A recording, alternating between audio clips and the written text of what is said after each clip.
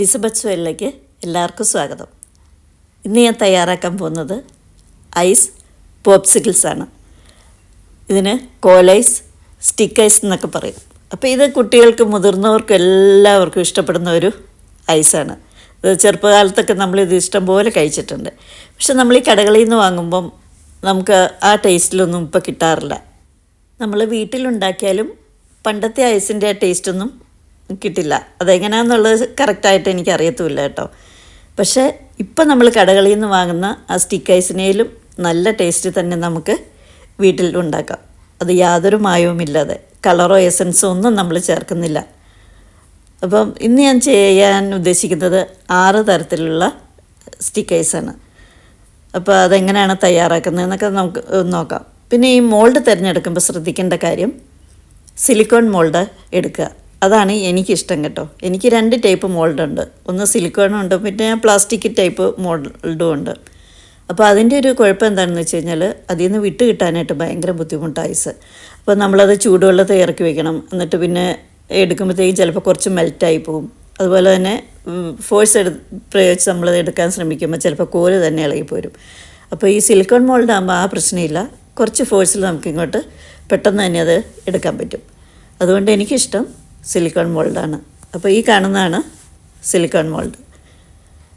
അപ്പോൾ ഞാൻ എങ്ങനെയാണ് തയ്യാറാക്കുന്നതെന്നുള്ളത് ഇനി കാണിച്ചു തരാം. ഞാനിന്ന് 6 ടൈപ്പ് ഐസാണ് ഉണ്ടാക്കുന്നത്. ഒന്ന് മിൽക്ക് ഐസ്, പിന്നെ grapes, strawberry, kiwi, mango, orange. ഇത്രയാണ് ഞാനിന്നിവിടെ ഉണ്ടാക്കാൻ ഉദ്ദേശിച്ചിരിക്കുന്നത്. അപ്പോൾ പിന്നെ നമുക്ക് ആവശ്യം കുറച്ച് വെള്ളം വേണം, കുറച്ച് പഞ്ചസാര വേണം. ആദ്യം മിൽക്ക് ഐസിനുള്ളത് റെഡിയാക്കാം. അപ്പോൾ നമ്മൾ ഈ സേമിയ വെച്ചിട്ട് പായസം ഉണ്ടാക്കില്ലേ, അതുപോലെ ഒന്ന് ഉണ്ടാക്കിയെടുക്കണം. അപ്പോൾ ഈ പായസം ഉണ്ടാക്കുമ്പോൾ ശ്രദ്ധിക്കേണ്ട കാര്യം, കുറച്ച് വെള്ളം ചേർക്കണം. ഇത് ജ്യൂസ് ആയാലും എല്ലാത്തിനും നമ്മൾ കുറച്ച് വെള്ളം ചേർക്കണം. ഈ വെള്ളം ചേർക്കുമ്പോഴാണ് കുറച്ച് നല്ല ഹാർഡായിട്ട് ഇത് കിട്ടുന്നത്. അപ്പോൾ പാലൊഴിക്കുന്ന കൂട്ടത്തിൽ നമ്മൾ കുറച്ച് വെള്ളം കൂടെ ഇതിൽ ചേർക്കണം. ഇപ്പോൾ സാധാരണ സേമിയ പായസം നമ്മൾ ഉണ്ടാക്കുന്ന പോലെ തന്നെ ഗീ ഇടുക, എന്നിട്ട് വെർമിസെല്ലി നല്ലോണം ഒന്ന് ഫ്രൈ ചെയ്തെടുക്കുക. അതിലേക്ക് പാല് ചേർത്ത് കൊടുക്കുക, കൂടെ വെള്ളവും. പിന്നെ പാകത്തിന് പഞ്ചസാര ചേർത്ത് കൊടുക്കുക. അപ്പോൾ ഈ ഐസിനൊക്കെ ആകുമ്പോൾ കുറച്ച് മധുരം മുന്നിൽ നിൽക്കുന്നതാണ് നല്ലത്. അപ്പോൾ നിങ്ങളുടെ ഒരു പാകത്തിന് നിങ്ങൾ പഞ്ചസാര ചേർത്ത് കൊടുക്കുക. സേമിയ ഇപ്പോൾ ഇവിടെ വെന്തിട്ടുണ്ട്. ഇപ്പോൾ നമ്മളതിലേക്ക് കുറച്ച് ഏലക്കാപ്പൊടി ചേർത്ത് കൊടുക്കണം. ഏലക്കാപ്പൊടിയോ വനില എസൻസോ ചേർക്കാം. അപ്പോൾ ഞാനിതിൽ എസൻസ് ഒന്നും ചേർക്കാത്തത് കൊണ്ട് തന്നെ ഞാൻ ഏലക്കാപ്പൊടി മാത്രമേ ഇതിൽ ചേർക്കുന്നുള്ളൂ. പിന്നെ നമ്മൾ പേരിന് ഒരു നുള്ളു ഉപ്പ്, അതിൽ കൂടാൻ പാടില്ല. ഒരു നുള്ളെന്ന് പറഞ്ഞാൽ ഒരു നുള്ളു മാത്രമേ പാടുള്ളൂ. അതും ചേർത്ത് കൊടുക്കുക. അപ്പം ഇവിടെ പായസം റെഡി ആയിട്ടുണ്ട്. നമുക്ക് ഫ്ലെയിം ഓഫ് ചെയ്യാം. ഇനി അത് എവിടെ ഇരുന്ന് തണുക്കട്ടെ. തണുത്തതിന് ശേഷം വേണം ഉണ്ടാക്കാൻ. ഇനി എല്ലാ ഫ്രൂട്ട്സും നമുക്ക് മിക്സിയിൽ ഓരോന്നായിട്ട് അരച്ചെടുക്കാം. അപ്പോൾ അരയ്ക്കുന്ന സമയത്ത് വെള്ളം ചേർക്കണം. പാകത്തിന് വെള്ളം ചേർത്ത് തന്നെ അരച്ചെടുക്കാം. അരച്ചതിന് ശേഷം അരിപ്പയിൽ നന്നായിട്ടതൊന്ന് അരിച്ചെടുക്കണം. വെള്ളം കുറവാണെങ്കിൽ കുറച്ച് വെള്ളം കൂടെ ചേർത്ത് കൊടുക്കാം. അങ്ങനെ ഇപ്പോൾ സ്ട്രോബെറി അടിച്ചെടുത്തു.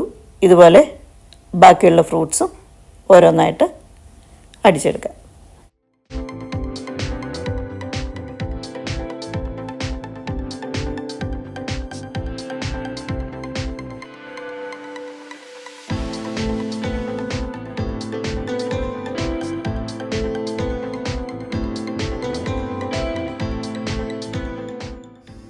ഫ്രൂട്ട്സ് എല്ലാം ഇപ്പോൾ അരച്ചെടുത്തിട്ടുണ്ട്. ഇനി നമ്മൾ ഇതിലേക്ക് ഓരോ നുള്ളു ഉപ്പ് എല്ലാത്തിലും ചേർത്ത് കൊടുക്കുക. ഒരു നുള്ളു മാത്രമേ ഇടാവുള്ളൂ. അതിനുശേഷം നന്നായിട്ടൊന്ന് മിക്സ് ചെയ്ത് കൊടുക്കുക. പിന്നെ പാകത്തിന് പഞ്ചസാര.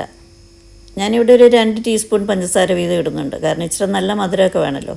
അപ്പോൾ നിങ്ങളുടെ പാകത്തിന് നിങ്ങൾ ചേർത്ത് കൊടുക്കണം. കൂടുതൽ വേണമെങ്കിൽ കൂടുതലിടാം, ഇത്രയും വേണ്ടെങ്കിൽ കുറച്ചിട്ടാൽ മതി. എന്തായാലും കുറച്ച് മധുരം ഉള്ളപ്പോഴാണ് നല്ല ടേസ്റ്റ് വരിക. അപ്പോൾ നിങ്ങൾ ഫ്രൂട്ട്സ് തിരഞ്ഞെടുക്കുമ്പോൾ ശ്രദ്ധിക്കേണ്ട കാര്യം, നല്ല കളറുള്ള ഫ്രൂട്ട്സൊക്കെ എടുക്കുക. അതാകുമ്പോൾ നല്ല ഇങ്ങനെ ഉണ്ടാക്കി കഴിയുമ്പോൾ നല്ല ഭംഗിയായിരിക്കും കാണാൻ. അപ്പം ഞാനതുകൊണ്ട് തന്നെ നല്ല കളറുള്ളത് നോക്കിയിട്ടാണ് എടുത്തിരിക്കുന്നത്. പിന്നെ ഈ കിവി വെച്ചിട്ട് ഞാൻ ഉണ്ടാക്കുന്നില്ല, കുറച്ച് പുളിപ്പാണ് മുന്നേ നിൽക്കുന്നത്, അതുകൊണ്ട് എനിക്കത് അത്ര ഇഷ്ടമല്ല. അപ്പോൾ ഞാൻ വിചാരിച്ചു ലാസ്റ്റ് ബാക്കി വരുന്ന എല്ലാം കൂടെ ചേർത്തിട്ട് ഈ കിവിയും കൂടെ ചേർത്തിട്ട് ഒരു ഐസ് ഉണ്ടാക്കാമെന്ന്. അപ്പോൾ ഇങ്ങനെ നമ്മൾ പഞ്ചസാരയൊക്കെ ഇട്ട് മിക്സ് ചെയ്യുമ്പം വെള്ളം കുറവാണെങ്കിൽ ഭയങ്കരമായിട്ട് കുറുകിയിരിക്കരുത്, കുറച്ച് വെള്ളം കൂടി ചേർത്ത് കൊടുക്കണം. അപ്പോൾ എല്ലാത്തിലും വെള്ളം വേണം കേട്ടോ. അപ്പോൾ അതാണ് വെള്ളം ചേർത്താൽ അത് നല്ല ഹാർഡായിട്ട് വരിക. പിന്നെ നമ്മൾ ഗ്രേപ്സ് ജ്യൂസിൽ കുറച്ച് പത പോലെ വന്നിട്ടുണ്ട്, ആ പത അങ്ങ് കോരി മാറ്റണം. കണ്ടോ, അപ്പം നല്ല ക്ലിയർ ജ്യൂസ് കിട്ടി, നല്ല കളറായിട്ടായിരിക്കുന്നത്. ഇത് നല്ല ഭംഗിയുണ്ട് ജ്യൂസ് കാണാനായിട്ട് തന്നെ. നമ്മൾ ഐസ് ഉണ്ടാക്കാനായിട്ട് എടുക്കുന്ന ഫ്രൂട്ട്സിന് ചിലതിനൊന്നും ഒട്ടും പുളിയില്ലാത്ത ടൈപ്പ് ഉണ്ടല്ലോ. അങ്ങനത്തെ ഫ്രൂട്ട്സ് ആണെങ്കിൽ ഒരു പൊടിക്ക് നമ്മൾ ലെമൺ ജ്യൂസ് ഒഴിക്കുന്നത് നന്നായിരിക്കും. അപ്പം ഞാനിവിടെ എടുത്തിരിക്കുന്ന എല്ലാ ഫ്രൂട്ട്സിനും ചെറുതായിട്ട് പുളിപ്പൊക്കെ ഉള്ളതാണ്, അതുകൊണ്ട് ലെമൺ ജ്യൂസിൻ്റെ ആവശ്യമില്ല.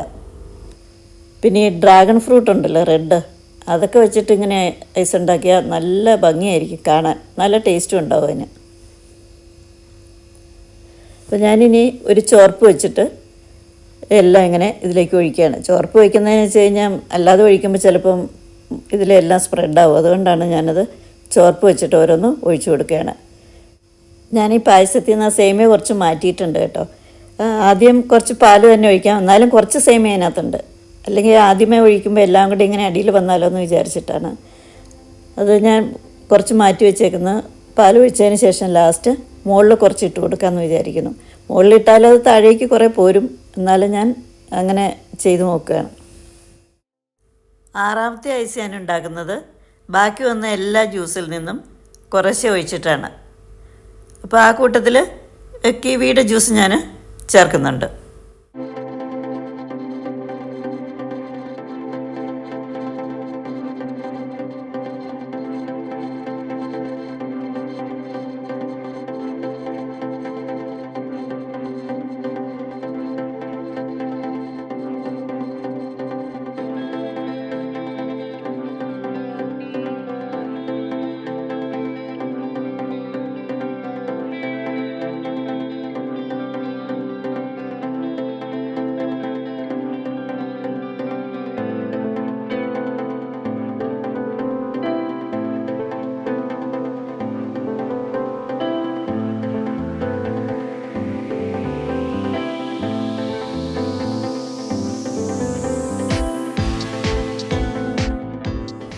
ഇപ്പോൾ എല്ലാം ഇവിടെ റെഡിയാക്കിയിട്ടുണ്ട്. ഇനി ഇത് ഫ്രീസറിൽ വെക്കണം. ഒരു 5 മണിക്കൂർ ഫ്രീസറിൽ ഇരിക്കുമ്പോഴത്തേക്ക് ഇത് ഉറയ്ക്കും. എങ്കിലും കുറേ ടൈം വയ്ക്കുകയാണെങ്കിൽ അത്രയും നല്ലതാണ്. അപ്പം ഞാനിത് ഒരു ദിവസം കഴിഞ്ഞേ എടുക്കുന്നുള്ളൂ. പിന്നെ അതിന് ശേഷം ഇത് നമുക്ക് കാണാം. ഇപ്പോൾ ഫ്രീസറിൽ വെച്ചിട്ട് ഒരു ദിവസമായി. ഇനി ഞാനിത് എടുക്കാൻ പോവുകയാണ്. അപ്പോൾ ഞാൻ ഇവിടെ കുറച്ച് ഐസ് വെച്ചിട്ടുണ്ട് കേട്ടോ.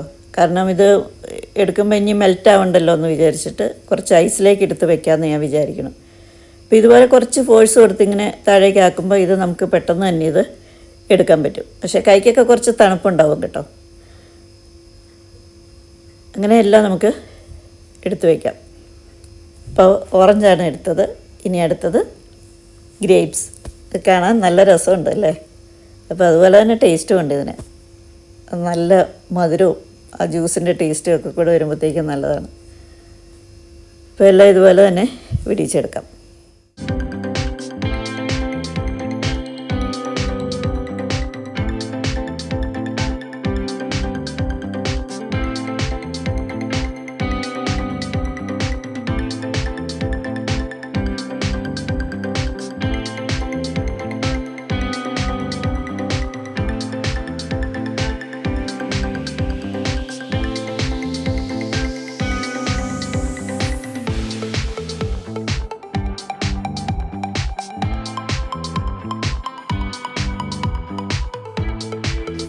അങ്ങനെ സ്റ്റിക്ക് ഐസ് നിങ്ങൾ കണ്ടല്ലോ, എന്ത് ഭംഗിയായിട്ടിരിക്കുന്നത് അല്ലേ? നല്ല ടേസ്റ്റും ഉണ്ട്. ഇപ്പം നമ്മൾ കടകളിൽ നിന്നൊക്കെ വാങ്ങുമ്പോൾ ഇതുപോലെയൊന്നും ഫ്രഷ് ജ്യൂസൊന്നും വെച്ചിട്ടല്ല അവർ ചെയ്യുന്നത്, വേറെ എന്തെങ്കിലുമൊക്കെ ആയിരിക്കാം. പക്ഷേ ഇത് നല്ല ഫ്രഷ് ജ്യൂസ് തന്നെയാണ്. അപ്പോൾ ഇതുപോലെയൊക്കെ പുറത്തുനിന്ന് വാങ്ങണേ നല്ല വിലയും കൊടുക്കേണ്ടി വരും. ഇന്നത്തെ വീഡിയോ എല്ലാവർക്കും ഇഷ്ടമായി ഞാൻ വിചാരിക്കുന്നു. അപ്പോൾ എല്ലാവരും എൻ്റെ ചാനൽ കാണണം, സപ്പോർട്ട് ചെയ്യണം. പുതിയ വീഡിയോയുമായി വീണ്ടും കാണാം.